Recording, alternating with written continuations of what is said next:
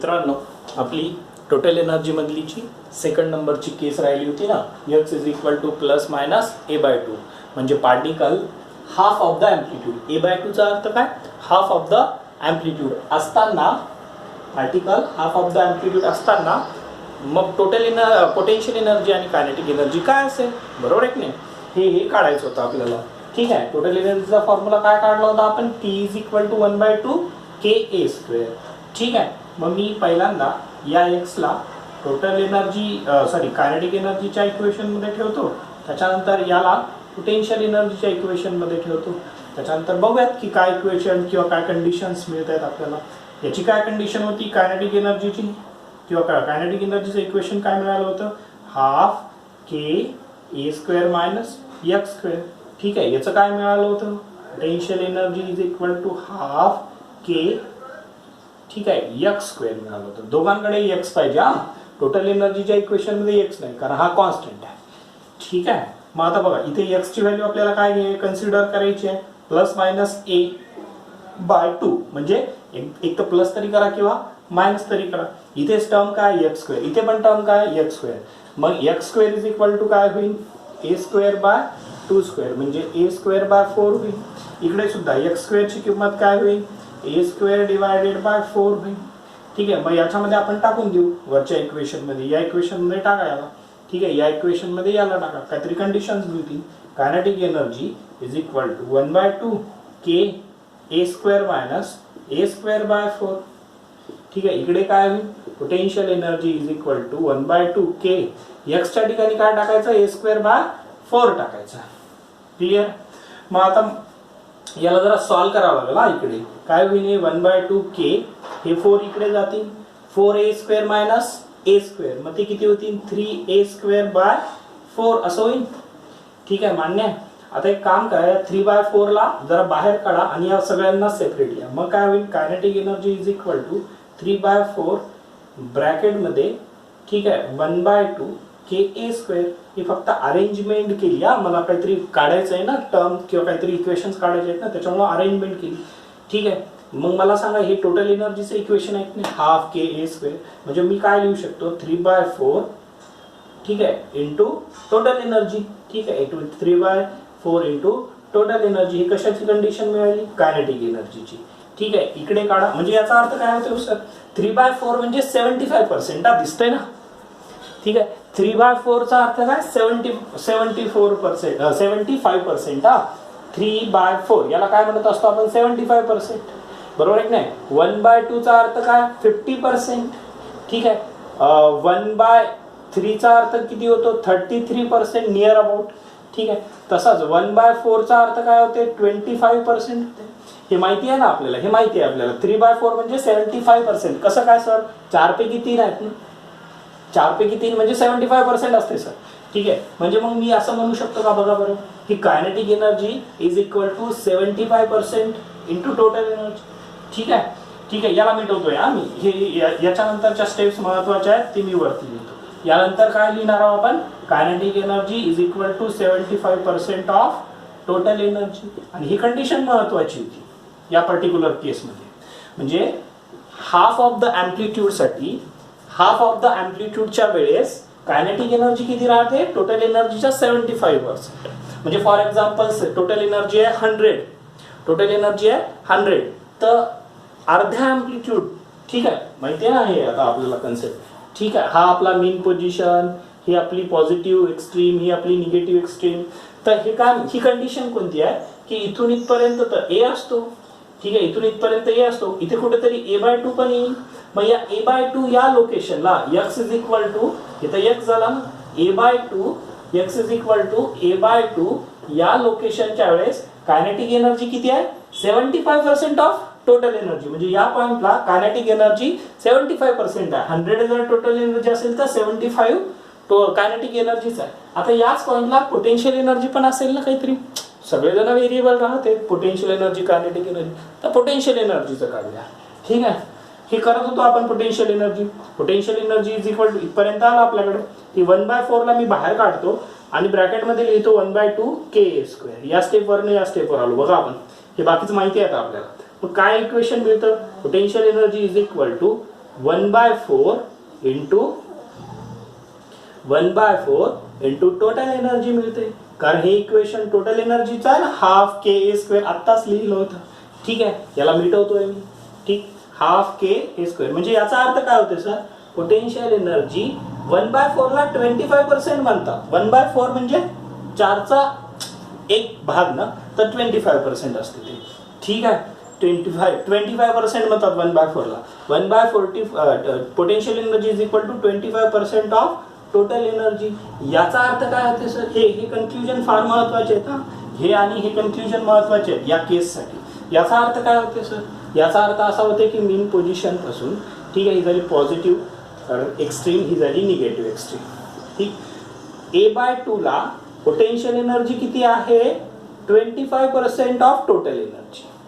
लक्षात येत आहे, म्हणजे जर का 100 टोटल एनर्जी पकडली तर या पॉइंटला पोटेन्शियल एनर्जी 25. 100 टोटल एनर्जी पकडली तर याच पॉइंटला कायनेटिक एनर्जी किती, मग 75. हे 25 ते 75 ना, कारण टोटल एनर्जी 100% तर कन्झर्व राहतेच. टोटल एनर्जी या पॉइंटला 100च आहे बघा. ठीक आहे, किंवा 100%च यायला पाहिजे, का आपण काय म्हटलं होतं, टोटल एनर्जीच्या ग्राफवरनं सुद्धा मीनला टोटल एनर्जी 100%, एक्स्ट्रीमला पण 100%, कोणत्याही पॉइंटला पण 100%, कारण टोटल एनर्जी काय, हाफ के ए स्क्वेअर, म्हणजे सगळीकडे टोटल एनर्जी तर कॉन्स्टंट आहे. मग या पॉइंटला म्हणजे A/2 या पॉइंटला जर पोटेन्शियल एनर्जी 75% असेल तर कायनेटिक पोटेन्शियल एनर्जी जर 25% असेल तर कायनेटिक एनर्जीला 75% राहावंच लागेल, कारण त्या पॉइंटला 100% टोटल एनर्जी राहणारच आहे. बघा, ही कंडिशन होती. हवाला भाग तुम्हाला व्यवस्थित लिहून घ्यायचा आहे. हे लिहून घेतलं नाही घेतलं तरी चालेल, हे मला थोडंसं त्या पर्टिक्युलर पॉइंटला ह्या कंडिशन्स सांगायच्या होत्या म्हणून मी एक्सप्लेन केलं. हे लिहिलं तरी चालते, नाही लिहिलं तरी चालते, पण हवाला भाग कम्प्लीट व्यवस्थित समजलाच पाहिजे. ठीक आहे, आता यानंतर ना, ठीक, मी थोडासा वेळ उरलाय आपल्याकडं, त्याच्यामुळं तुम्हाला थोडंसं ते स्प्रिंग ब्लॉक सिस्टीमचे फॉर्म्युले कसे काढले ते एक्सप्लेन करणार आहोत. तुम्ही जर नोट आपल्या टेक्स्टबुकमध्ये बघितलं तर त्यांनी रेड बॉक्समध्ये स्प्रिंग ब्लॉक सिस्टीमचे ना काही कंडिशन्स दिलेले आहेत, सिरीजमध्ये असताना, पॅरललमध्ये असताना फॉर्म्युले दिले आहेत. ते थोडंसं बघूयात आपण. हे मी याकरता घेतोय कारण हे महत्वाचं आहे. सीईटी मध्ये याच्यावर क्वेश्चन डेफिनेटली विचारलेले राहतात. ठीक आहे, ठीक आहे, काय म्हणतोय मी, ठीक, स्प्रिंग ब्लॉक सिस्टीम एक सिस्टीम आहे. ठीक आहे, स्प्रिंग ब्लॉक सिस्टीम. ठीक, म्हणजे कशी, ही अशा पद्धती, याला म्हणतात स्प्रिंग ब्लॉक सिस्टीम. एक मास आहे, एक स्प्रिंग आहे, स्प्रिंग कॉन्स्टंट काहीतरी के आहे, ही अशी व्हायब्रेट होत असेल. ठीक आहे, ही व्हायब्रेट होते ना मीन पोझिशन पासून, याला म्हणतो आपण टू अँड फ्रो मोशन. ठीक आहे, किंवा हे आपलं एसएच. तर ही सिस्टीम 2 प्रकारची राहते, सिरीज आणि पॅरलल. तर ते मला तुम्हाला आज सांगायचं आहे, आणि मग त्याच्यावरनं वेगवेगळे फॉर्म्युलेस तयार होतात या स्प्रिंग कॉन्स्टंट केचे. मी एका साईडला सिरीज कॉम्बिनेशन लिहितोय. ठीक आहे, एका साईडला सिरीज कॉम्बिनेशन लिहितोय आणि दुसऱ्या साईडला पॅरलल कॉम्बिनेशन लिहितोय. ठीक आहे, बरं, एक मला सांगा, ठीक आहे, हे एक न्यूमरिकलचा पॉइंट आहे स्प्रिंग ब्लॉक सिस्टीम, याच्यावरती न्यूमरिकल विचारतात. ठीक आहे, स्टँडर्ड आहे, म्हणजे कॉमन आहेत, ते जनरली येतेच, हे न्यूमरिकल पार्ट असतात मुलांना. ठीक आहे, त्यामुळे मग हे बघतोय आपण. मला एक सांगा, आता हा वाला ब्लॉक किंवा ही वाली स्प्रिंग ब्लॉक सिस्टीम, ठीक आहे, स्प्रिंग ब्लॉक सिस्टीम ही वाली, तर ही तर ओळखीचं आहे ना आपल्याला.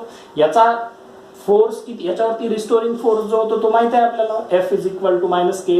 याचा डिस्प्लेसमेंटचा इक्वेशन माहिती आहे, व्हेलॉसिटीचं माहिती आहे, ऍक्सलरेशनचं माहिती आहे. याचं टाइम पिरियडचं काय आहे हो सर, 2π√m/k असं आहे की नाही, काढलं होतं हे आपण. ठीक आहे, सोपं होतं ना, इझिली मिळाला होता आपल्याला time period for this system. म्हणजे सिम्पली एक असेल स्प्रिंग आणि एक ब्लॉक असेल असा, आणि तो जर ऑसिलेट होत असेल किंवा सिंपल हार्मोनिक मोशन करत असेल तर याचा टाइम पिरियडचं हे इक्वेशन काढलं होतं. मग हे टाइम पिरियड पॅरलल आणि सिरीज आणि पॅरलल साठी पण विचारतात. ठीक आहे, बरं, मग या सिस्टीमला सिरीज मध्ये कसं लिहितात बघा ते, किंवा पॅरलल मध्ये कसं लिहितात बघा. सिरीजचा अर्थ आपल्याला माहिती आहे, वन आफ्टर अनादर. ठीक आहे, वन आफ्टर अनादर. ठीक आहे, हे झाला K1, हे झाला K2. वेगवेगळ्या स्प्रिंग्स राहू शकतात किंवा सेम स्प्रिंग राहू शकतात. K1 किंवा K असं पण राहू शकते, पण जनरली ते सोपं झालं ना, मग आपण डिफिकल्ट कंडिशन घेतोय. ही काहीतरी वेगळी स्प्रिंग आहे. Spring constant is depend upon stiffness of the spring, म्हणजे जी जास्त जाड आहे ती कमी एक्सटेंड होईल किंवा कमी कॉम्प्रेस होईल, आणि जी सॉफ्ट स्प्रिंग आहे ती जास्त एक्सटेंड होईल. मग हे के आणि K1 आणि K2 त्याचे कॉन्स्टंट आहेत ना स्प्रिंगचे, त्यामुळे मी जनरली हे वेगळे कन्सिडर करतोय. आणि इथं आपला ब्लॉक आहे तो M नावाचा, मग याला सिरीज कॉम्बिनेशन म्हणतात ना सर. रेझिस्टन्स मध्ये आम्हाला माहिती आहे ना, एखादं जर नेटवर्क असेल तर याला आम्ही सिरीज कॉम्बिनेशन मधलं म्हणत असतो. ठीक आहे, बरोबर आहे की नाही. तसंच इथं स्प्रिंगला कन्सिडर करायचं आहे रेझिस्टन्सच्या वेळेस. पॅरलल कॉम्बिनेशन मध्ये कसं राहतं, पॅरलल कॉम्बिनेशन म्हणजे ठीक आहे अशा पद्धतीने मिळतं बघा पॅरलल कॉम्बिनेशन. याला पॅरलल कॉम्बिनेशन बनावं लागेल आपल्याला. ठीक आहे, हा झाला K1, हा झाला K2, हा झाला आपला तो ब्लॉक ज्याला ऑसिलेट व्हायचा आहे किंवा SHM करायचं आहे. लक्षात येते की नाही. याला पॅरलल कॉम्बिनेशन म्हणावं लागेल, याला सिरीज कॉम्बिनेशन म्हणावं लागेल, किंवा सिरीज कॉम्बिनेशन अशा पद्धतीनं राहते, पॅरलल कॉम्बिनेशन अशा पद्धतीने राहतं. आता पॅरलल मध्ये फार अडचणी येतात मुलांना की पॅरलल ओळखायचं कसं. ठीक आहे, हे हावाला ब्लॉक सुद्धा पॅरललच आहे बघा. ठीक आहे, हावाला ब्लॉक सुद्धा पॅरललच आहे, म्हणजे हा K1 आणि हे K2 हे कोणत्या सिरीज मध्ये नाही, वन आफ्टर अनदर नाही आहे.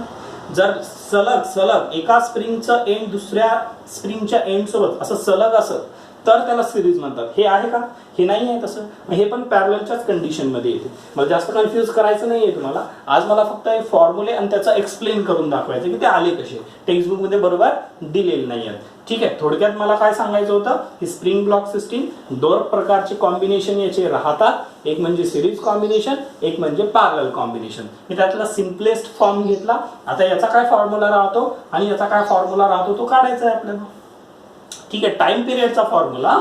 ठीक आहे, टाइम पिरियड साठी म्हणा किंवा इक्विव्हॅलंट साठी म्हणा. ठीक आहे, तर सिम्पली जर एक स्प्रिंग असेल, ठीक, तर याच्यासाठीचा टाइम पिरियडचा फॉर्म्युला काय लिहिला होता आपण, 2π√m/k लिहिला होता. आता जर मी तुम्हाला म्हटलं हे एक सिस्टीम आहे, स्प्रिंग ब्लॉक सिस्टीम आहे, आणि हे टू अँड फ्रो होते, तर याचा टाइम पिरियड सांगा. तर तुम्ही मला T = 2π√m/k इक्विव्हॅलंट म्हणावं लागेल तुम्हाला. ठीक आहे, म्हणजे बेसिकली काय म्हणायचं आहे मला, या स्प्रिंगला तुम्हाला पहिले काहीतरी इक्विव्हॅलंट स्प्रिंग मध्ये कन्वर्ट करावं लागेल ना, की इक्विव्हॅलंट काढावं लागेल ना यांचा. इथे सुद्धा या दोघांचं काहीतरी कॉम्बिनेशन किंवा इक्विव्हॅलंट काढावं लागेल ना, की इक्विव्हॅलंट काढावं लागेल.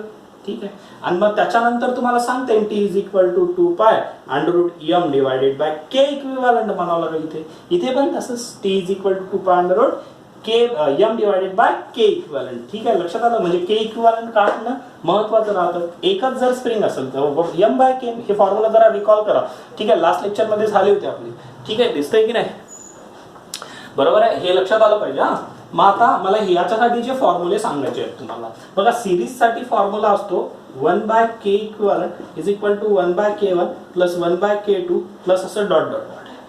ठीक आहे, हा झाला सिरीज साठीचा फॉर्म्युला. रेझिस्टन्सचा जो सिरीजचा फॉर्म्युला आहे, ठीक आहे, रेझिस्टन्स सिरीज आणि पॅरलल मध्ये जे फॉर्म्युले आहेत ना त्याचे एक्झॅक्ट उलट आहेत. हा रेझिस्टन्सचा पॅरलल कॉम्बिनेशन वाला फॉर्म्युला आहे. कन्फ्यूज करून नका घेऊ, याचं मी प्रूफही देणार आहे. ठीक आहे, सिरीज मध्ये जर असतील तर आम्हाला पहिले ओळखावं लागेल ते. ठीक आहे, आणि याला जर आम्ही सिरीज मध्ये आहे, एकदा सिस्टीम सिरीज मध्ये आहे तर त्याचा इक्विव्हॅलंट काढण्यासाठी हा फॉर्म्युला आहे आमच्याकडे. याचं प्रूफ पण बघणार आहोत आपण. ठीक आहे, फॉर्म्युला हा वाला. पॅरलल मध्ये जर असेल तर म्हणजे पॅरलल मध्ये सिस्टीम असेल आणि जर त्याचा K इक्विव्हॅलंट काढायचा असेल तर त्या K इक्विव्हॅलंटचा फॉर्म्युला आहे K1 + K2 + dot dot dot असं जेवढ्या स्प्रिंग्स आहेत तेवढा. लक्षात आलं का. बघा, हे सिरीज कॉम्बिनेशन, हे पॅरलल कॉम्बिनेशन, इक्विव्हॅलंटचे फॉर्म्युले असे आहेत त्याचे. तुम्हाला लक्षात एवढंच ठेवायचं आहे. आता मी प्रूफ देतोय त्याचं. ठीक आहे, याला मी मिटवतोय. ठीक आहे, याला मी मिटवतोय. मला एक गोष्ट सांगा, आता मला सिरीज आणि पॅरललचा थोडासा अर्थ सांगायचा आहे तुम्हाला. दोन स्प्रिंग किंवा या ब्लॉक मध्ये ती सिस्टीम सिरीज मध्ये आहे की पॅरलल मध्ये आहे, याला ओळखण्यासाठी मी तुम्हाला एक हिंट देतोय. तुम्हाला मी हिंट, ज्यावेळेस स्ट्रिंग मधला फोर्स सेम राहते आणि एक्सटेन्शन किंवा इलॉंगेशन स्प्रिंगला ओढल्यानंतर ब्लॉकला ओढल्यानंतर स्प्रिंग मध्ये एक्सटेन्शन तयार होते, आणि ब्लॉकला जर कॉम्प्रेस केलं तर याच्यामध्ये कॉम्प्रेशन तयार होते ना बेसिकली. म्हणजे हे एक्स म्हणजे एक्सटेन्शन किंवा इलॉंगेशन, एक्सटेन्शन किंवा कॉम्प्रेशन राहू शकतं. या एक्सला काय म्हणत असतो आपण, कॉम्प्रेशन. ठीक आहे, कॉम्प्रेशन म्हणजे किती दबला, मीन पोझिशन पासून किती दबला इकडे आला, आणि एक्सटेन्शन पण होऊ शकते म्हणजे मीन पोझिशन पासून किती दूर गेला. एक्स म्हणजे एक्सटेन्शन किंवा कॉम्प्रेशन. तर सिरीज मध्ये हे व्हेरिएबल राहते बघा, ही एक्झॅक्ट डेफिनेशन आहे सिरीज कॉम्बिनेशनची. हे लक्षात ठेवा, हे ट्रिक आहे. फोर्स सेम असते, ठीक आहे. यांच्यामध्ये या स्ट्रिंग या स्प्रिंग मध्ये किंवा या मेटलच्या स्प्रिंग, याला स्प्रिंगच म्हणूयात आपण, ठीक आहे. याच्यामध्ये फोर्स सेम आहे. याला इकडे ओढल्यानंतर restoring force at every point is same, but the extension or compression is variable, ठीक आहे. कारण मला सांगा, याला जर मी इकडे ओढले तर पहिले ही एक्सटेंड होण्याचा प्रयत्न करा आणि त्याच्यानंतर ही होईल.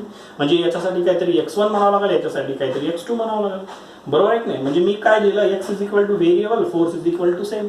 फोर्स मात्र म्हणजे इथे जर तुम्ही F1 म्हटलात, इथे जर तुम्ही F2 म्हटलात तर ते सेम राहते. F1 is equal to F2 आणि is equal to restoring force राहते. क्लिअर आहे का. हे झालं सिरीज कॉम्बिनेशन. हे व्यवस्थित लिहून घ्यायचं. पॅरलल कॉम्बिनेशन मध्ये काय लक्षात येतं आम्हाला, याला जर मी या साईडला ओढलं तर आता x दोघांचाही एक राहील. म्हणजे एक्सटेन्शन किंवा कॉम्प्रेशन हे सेम असायला पाहिजे, याच्या उलट ना. आणि रिस्टोरिंग फोर्स इथे काहीतरी वेगळा राहील F1, इथे काहीतरी वेगळा राहील F2, तो सेम नसणार आहे. म्हणजे फोर्स जो स्प्रिंग मध्ये तयार होतोय तो व्हेरिएबल राहतो. बघा लक्षात येते का. बघा याला म्हणायचं सिरीज, याला म्हणायचं सिरीज, याला म्हणायचं parallel combination of spring block system. हे थोडंसं अवघड आहे, एवढं सोपं नाही. जर न्यूमरिकल कॉम्प्लेक्स आले तर आमच्याकडं तर हे फार ठीक आहे ओळखणं अवघड असतं. त्याच्यामुळे ही ट्रिक म्हणजे अशी पक्कीच लक्षात ठेवायची. या ट्रिकच्या मदतीने आम्ही सिरीज कॉम्बिनेशन, पॅरलल कॉम्बिनेशन ब्लॉकचा ठीक आहे कन्फ्यूज नाही होणार आम्हाला. मग आता एक गोष्ट लक्षात घ्या, आपल्याला प्रूफ काढायचं होतं. जे व्हेरिएबल आहे त्याला उचलायचं, त्याच्यावरनं प्रूफ मिळत असतं, ठीक आहे. इथे x व्हेरिएबल होता ना, म्हणजे मी याला x इकडे ओढलं तर याच्यामध्ये काहीतरी x1 नावाचं एक्सटेन्शन, याच्यामध्ये काहीतरी x2 नावाचं. तर मेन ब्लॉक ज्यावेळेस x इकडे गेला तर या दोघांनाही x इतकंच व्हावं लागलं ना. म्हणजे x basically x1 plus x2, म्हणजे याच्यातलं एक्सटेन्शन प्लस याच्यातलं एक्सटेन्शन इज इक्वल टू हा टोटल ब्लॉक इकडे गेलेला. इकडे कोण व्हेरिएबल आहे, फोर्स आहे. मग फोर्स व्हेरिएबल आहे तर मला सांगा याच्यामध्ये जो रिस्टोरिंग फोर्स तयार होतोय तो F1 प्लस F2च्याच इक्वल असायला पाहिजे. मान्य आहे का सांगा आता. x is equal to x1 plus x2, f is equal to F1 plus F2. हे प्रूफ साठी चालू आहे आता आपला. ते प्रूफ ना, याचा फॉर्म्युला काढायचा, याचा फॉर्म्युला काढायचा. मला सांगा हे x म्हणजे काय, टोटल ब्लॉक या साईडला गेल्यानंतर, ठीक आहे. इकडे सुद्धा x नावाचं एक्सटेन्शन झालेलं. तर रिस्टोरिंग फोर्सचा फॉर्म्युला काय राहतो, f is equal to minus of kx. तर त्याच्यावर x काय मिळतो सर मला, x is equal to f divided by k मिळतो, बरोबर आहे की नाही. तर जर मी हा रिस्टोरिंग फोर्स कम्प्लीट कन्सिडर केला Fr आणि x पण टोटल कन्सिडर केलं, पूर्ण दोघांचे x कन्सिडर केलं तर टोटल फोर्स कन्सिडर केला, ठीक आहे. तो इथे सेमच असल्यामुळं Fr म्हणूया. आणि तो या साईडला आहे असं मी ऑलरेडी कन्सिडर करतोय म्हणून मायनस लिहिण्याची गरज नाही. मग x इज इक्वल टू काय होईल, ठीक आहे. आणि या k ला मात्र k इक्विव्हॅलंट लिहावं लागेल. हा बघा, हे मी कंबाईन सिस्टीम साठी इक्वेशन लिहिलं, Fr is equal to k equivalent into x. तर याच्यावर x इज इक्वल टू काय होईल, Fr divided by k equivalent होईल. आणि ठीक आहे, x1 ची किंमत काढायची आहे तर x1 ची किंमत काढण्यासाठी काय करावं लागेल मला, ठीक आहे. तर k2, ठीक आहे, F1 डिवायडेड बाय k1 असं म्हणावं लागेल, ठीक आहे. बघा आता मी या x साठी इथे लिहितोय. x साठी काय मिळालं आपल्याला, restoring force divided by k equivalent मिळालं इज इक्वल टू, ठीक. आता इथे तुम्हाला F1 divided by k1 plus F2 divided by k2, ठीक आहे, असं नाही म्हणता येणार ना, कारण फोर्स तर सेम आहेत. मग हे रिस्टोरिंग फोर्सच आहे, हा पण रिस्टोरिंग फोर्सच आहे. एक्सटेन्शन वेगळे वेगळे आहेत, ठीक आहे. हे एक्सटेन्शन वेगळं वेगळं आहे, स्प्रिंग कॉन्स्टंट पण वेगळे वेगळे आहेत. पण हे काही कंडिशन मध्ये स्प्रिंग कॉन्स्टंट सेम राहू शकतात, पण x कधीच सेम नसतो सिरीज कॉम्बिनेशन मध्ये. क्लिअर आहे. मग आता बघा, हा रिस्टोरिंग फोर्स कॅन्सल होईल. Therefore 1 by k equivalent is equal to 1 by k1 plus 1 divided by k2, जो आपल्याला फॉर्म्युला प्रूव्ह करायचा होता. ठीक आहे ना. थोडंसं डिफिकल्ट आहे याला लक्षात घेणं की हा प्रूफ कसा आला. तुम्हाला लक्षात घ्यावं लागेल की हा x म्हणजे यांच्यामध्ये, या दोघांमध्ये तयार झालेलं एक्सटेन्शन आहे. हे x1 म्हणजे याचंच एक्सटेन्शन आहे याला ओढल्यानंतर. हे x2 म्हणजे याच्यामध्ये तयार झालेलं. मग जर मला कंबाईन एक्सटेन्शन सांगायचं असेल तर कंबाईन फोर्स जो रिस्टोरिंग फोर्स आहे divided by combine spring constant k equivalent म्हणावं लागेल ना रिस्टोरिंग फोर्सच्या फॉर्म्युलावर. मग मी ते इथं पुटअप केला. आता x1 ची व्हॅल्यू काढण्यासाठी रिस्टोरिंग फोर्स डिवायडेड बाय तसंच ना, आता x is equal to F1 by K1, तर K1 तर आहे पण F1 नाही म्हणायचं, कारण इकडे फोर्स कॉन्स्टंट राहतो ना, फोर्स कॉन्स्टंट राहतो बघा कंडिशन. मग या x2 पण तसंच F डिवायडेड बाय K2. तर अशा पद्धतीने आपण केल्यानंतर हा फॉर्म्युला मिळाला. हे डेरिव्हेशन तुम्हाला येणार नाहीये स्टेट बोर्ड मध्ये, तुम्हाला फॉर्म्युला हा येणार आहे. त्याच्यामुळे हे जर लक्षात नाही आलं तर क्लासमध्ये विचारायचं, पण हा फॉर्म्युला मात्र विसरायचा नाही. त्याच्यानंतर पॅरलल कॉम्बिनेशन मध्ये काय होईल आता बघा. ठीक आहे, हा जो फोर्स आहे तो कंबाईन फोर्स आहे, हा जो फोर्स आहे तो इथला आहे. मग force F1 is equal to काय होईल, K1 इंटू x1. नाही सर, x1 म्हणता येणार नाही ना, कारण x तर सेम आहे. ठीक आहे, त्याच पद्धतीनं इथला फोर्स जो F2 आहे तो तुम्ही काय सांगसाल, K2 इंटू x2, पण x2 नाही म्हणतायत कारण x इथे सेम आहे, म्हणजे K2x म्हणावं लागेल. आणि मी फोर्स याच डायरेक्शनला कन्सिडर करतोय रिस्टोरिंग, म्हणून इथे मायनस लिहित नाहीये. ठीक, म्हणजे या F च्या इज इक्वल टू काय लिहावं लागेल मला, combine spring constant K equivalent into combine extension किंवा कॉम्प्रेशन, तर ते x राहते. ठीक आहे, x राहतं ना, सेम आहे, इज इक्वल टू, म्हणजे याच्या ठिकाणी मी हे लिहिलं F1 च्या ठिकाणी काय K1 x1, पण x1 नाही लिहायचं, असं लक्षात ठेवा बघा. ते F2 च्या ठिकाणी काय राहायला पाहिजे, K2 x2, पण K2 x2 नाही, तर x2. ठीक आहे, x तर सेम आहे, जसं इथे F आपण लिहिलं होतं सेम तसं इथं x सेम बघा ना. आणि F तर व्हेरिएबल असल्यामुळे ऑलरेडी त्याला घेतलंच आपण. मग आता या पर्टिक्युलर केसमध्ये x कॅन्सल होईल, म्हणजे K equivalent is equal to काय आलं, K1 प्लस K2. अगेन आपल्याला पॅरलल कॉम्बिनेशन मध्ये पण हेच प्रूव्ह करायचं होतं. तुम्ही एक गोष्ट लक्षात घ्या, याच्यामध्ये कन्फ्युजन आहे, याच्यामध्ये कन्फ्युजन नसतं, याच्यामध्ये कन्फ्युजन राहतं. पण माझं असं म्हणणं आहे, फक्त फॉर्म्युला लक्षात ठेवा. ठीक आहे, सिरीज कॉम्बिनेशन मध्ये असतील स्प्रिंग ब्लॉक सिस्टीम, तर K इक्विव्हॅलंट काढण्याचा फॉर्म्युला हा आहे, 1 divided by K equivalent is equal to 1 divided by K1 plus 1 divided by K2. आणि स्प्रिंग ब्लॉक सिस्टीम जर पॅरलल कॉम्बिनेशन मध्ये असेल तर K इक्विव्हॅलंट काढण्याचा फॉर्म्युला फार सोपा आहे, K1 plus K2 plus K3 असं इन्फिनिटी पर्यंत. सिरीज कॉम्बिनेशन केव्हा म्हणायचं, ज्या वेळेस फोर्स त्या स्प्रिंग मधला सेम आहे आणि एक्सटेन्शन किंवा कॉम्प्रेशन x हा व्हेरिएबल आहे. ही डेफिनेशन आहे सिरीजची. Parallel combination of spring constant केव्हा म्हणायचं, spring block system parallel combination मध्ये आहेत असं केव्हा म्हणायचं, ज्या वेळेस इकडे ओढल्यानंतर हे दोघे जण सोबतच होतील, म्हणजे x सेम आहे आणि F मात्र वेगळा आहे, कारण स्टिफनेस वर डिपेंड आहे ना F, म्हणून रिस्टोरिंग फोर्स इथे आणि इथे वेगळा तयार होतो. दोघांचा कंबाईन एकच आहे बघा, F1 प्लस F2. ठीक आहे, बघा हे फॉर्म्युला पॅरललचा लक्षात ठेवायचा आहे आपल्याला, सिरीजचा लक्षात ठेवायचा आहे. जे समजलं नाही ते क्लासमध्ये विचारायचं आहे. Thank you very much.